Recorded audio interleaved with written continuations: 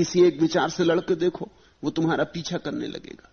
जितना तुम उसे हटाओगे उतना वो तुम्हारे संग साथ होने लगेगा, उछल उछल के तुम्हारे बगल में चलेगा, आगे पीछे होगा।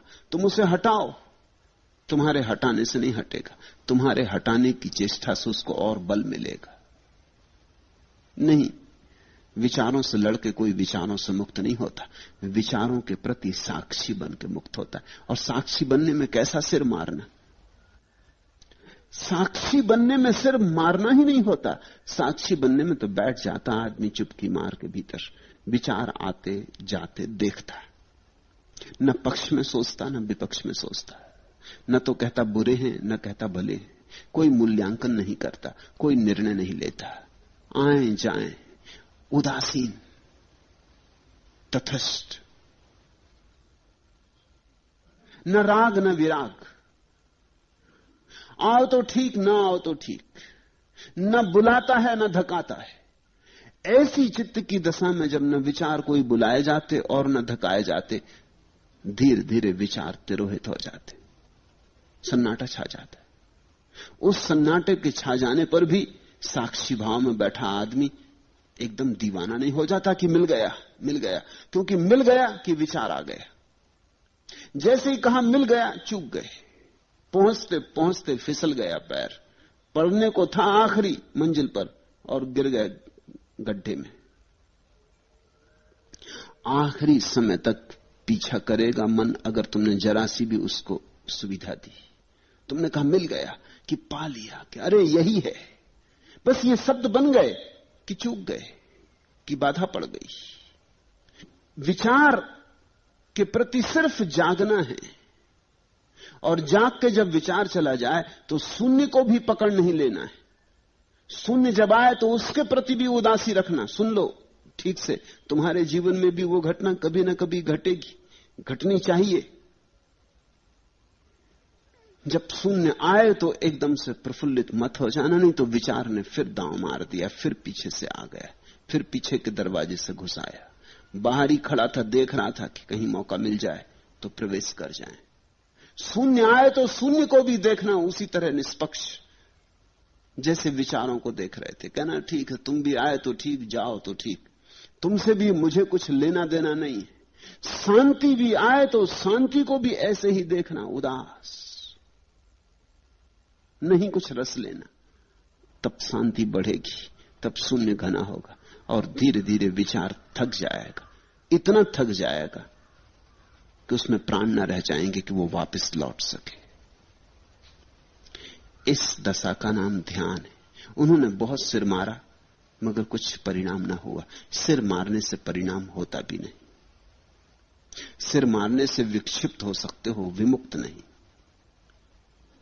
ये कोई जिद्दाजिद थोड़ी है, ये कोई लड़ाई झगड़ा थोड़ी, ये कोई युद्ध थोड़ी है। यहां समझ काम आती। वे पुनः भगवान के पास आए ताकि ध्यान सूत्र फिर से समझ लें। भगवान ने उनसे कहा, बीज को सम्यक भूमि चाहिए, अनुकूल ऋतु चाहिए, सूर्य की रोशनी चाहिए, ताजी हवाएं चाहिए, जल वृष्टि चाहिए, तभी बीज अंकुरित होता है। और ऐसा ही है ध्यान। सम्यक संदर्भ के बिना ध्यान का जन्म नहीं होता। और तब उन्होंने ये सूत्र उन 500 भिक्षुओं को कहे। ये सूत्र अपूर्व मूल्य के हैं। सब्बे संखारा अनिच्छाति यदा पग्नाय पश्यति अथ निबंधन्ति दुखे एस मग्गो विशुद्धिया।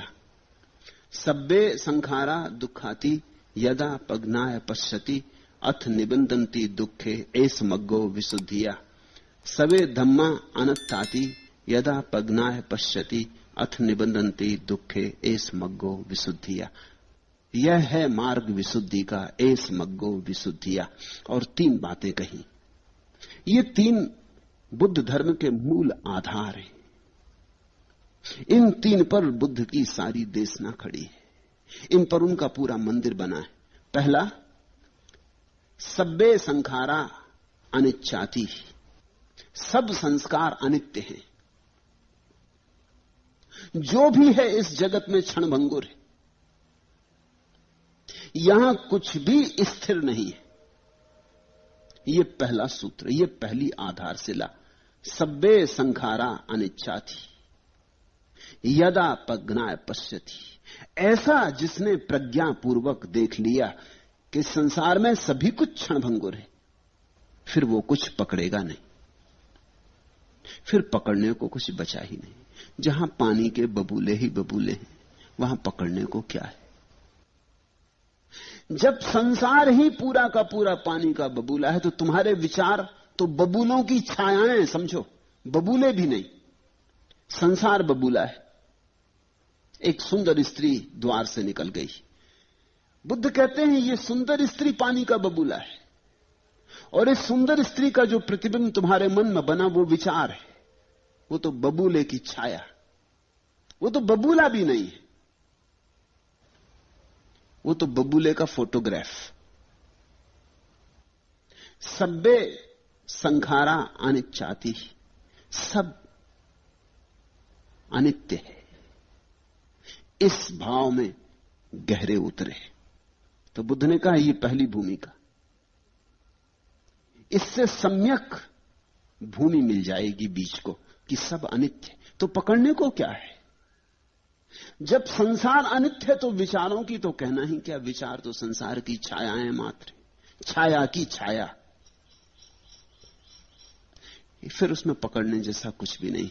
हम विचारों में इतना रस लेते हैं क्योंकि विचारों को हम सोचते हैं बड़े बहुमूल्य हैं, और हम विचारों को इसलिए बहुमूल्य सोचते हैं कि हम सोचते हैं इन्हीं विचारों के माध्यम से जगत में कुछ कर लेंगे, संसार में कुछ हो लेंगे, धन कमा लेंगे, पद कमा लेंगे, सौंदर्य पालेंगे, कुछ कर गुजरेंगे जगत में।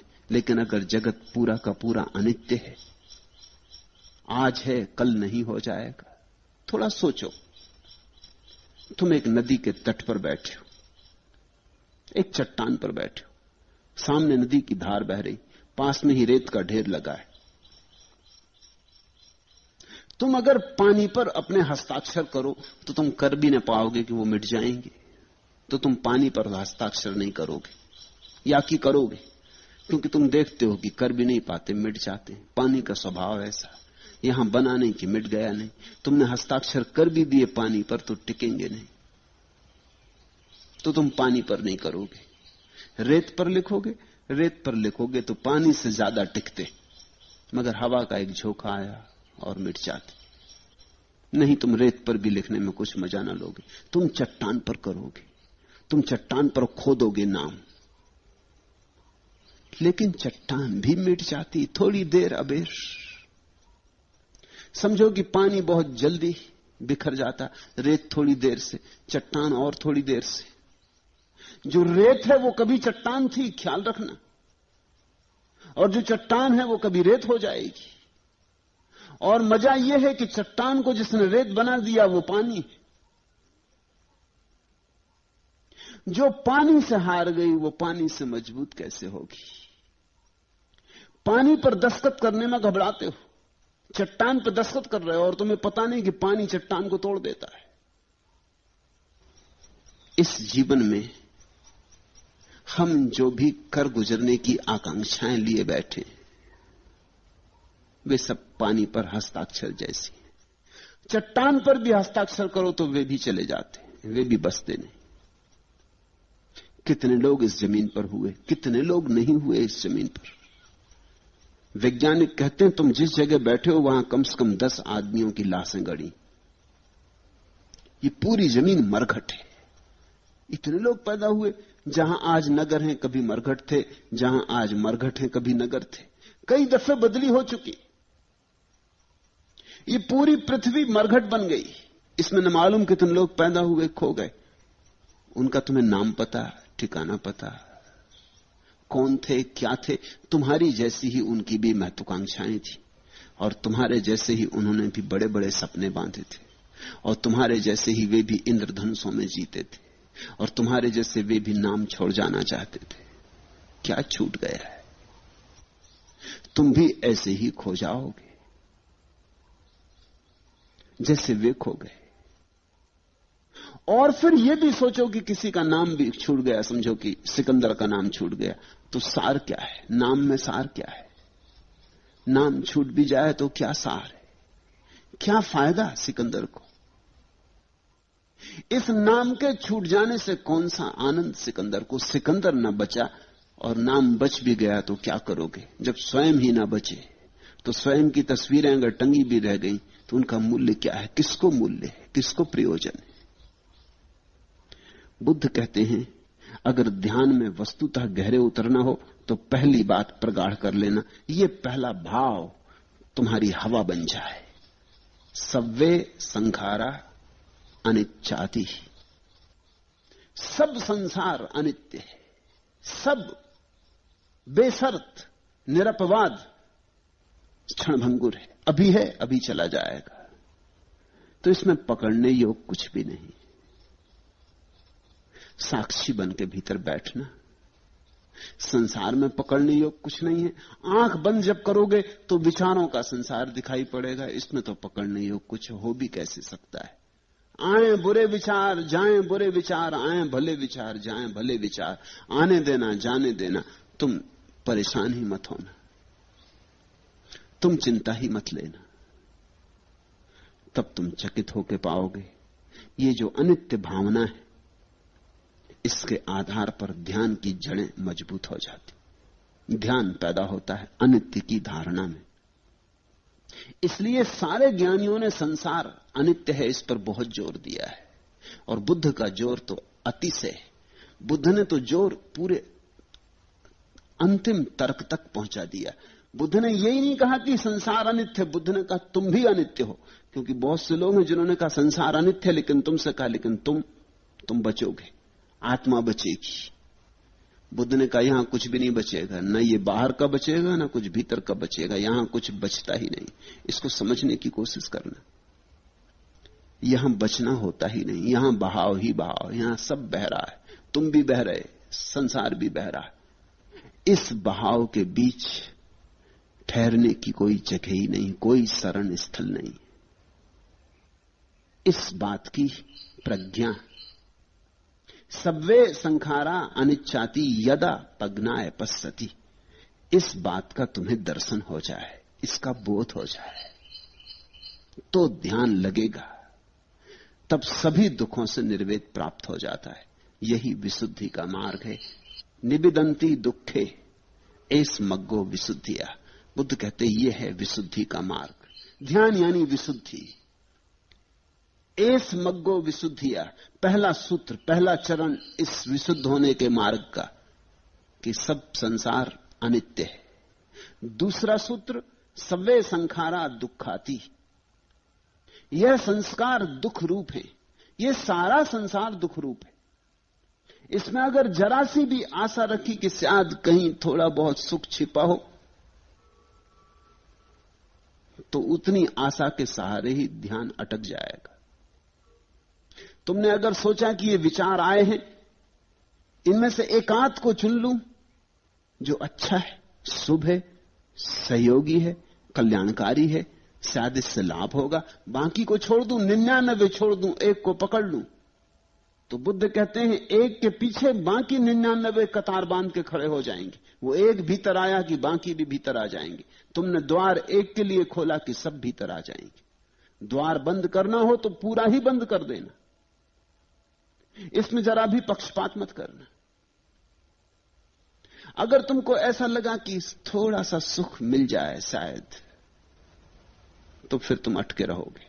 नहीं, सुख यहां है ही नहीं। बुद्ध का इस पर जोर बड़ा प्रगाढ़ है। सव्वे संखारा दुखाती, ये सारा संसार दुख रूप है। ये सारा संसार बस दुख ही दुख है, यहां सुख की एक किरण भी नहीं। यहां कोई आशा ना रखो। जिस दिन सारी आशा निराशा हो जाती, उसी दिन ध्यान का अंकुर फूटने लगता है। ध्यान का अंकुर नहीं फूट रहा क्योंकि तुम्हारी आशाएं ध्यान के बीच पर पत्थर की तरह बैठी। सब संसार दुख है। यह जब मनुष्य प्रज्ञा से देख लेता है, तब सभी दुखों से निर्वेद को प्राप्त होता है। बड़ी अजीब बात बुद्ध कहते हैं, कि जिस दिन यह दिखाई पड़ जाता है कि सब दुख है, उसी दिन दुख से छुटकारा होने लगता है। क्यों? दुख के बांधने की तरकीब यही है कि दुख जब आता है तो पहले तो यही बताता है कि मैं सुख हूं। तुम सुख को पकड़ते हो, दुख को तो कोई पकड़ते ही कहां।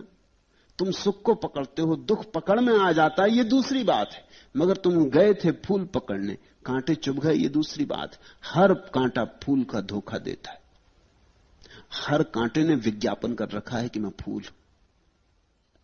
हर कांटे ने प्रचार कर रखा है कि मैं फूल हूं।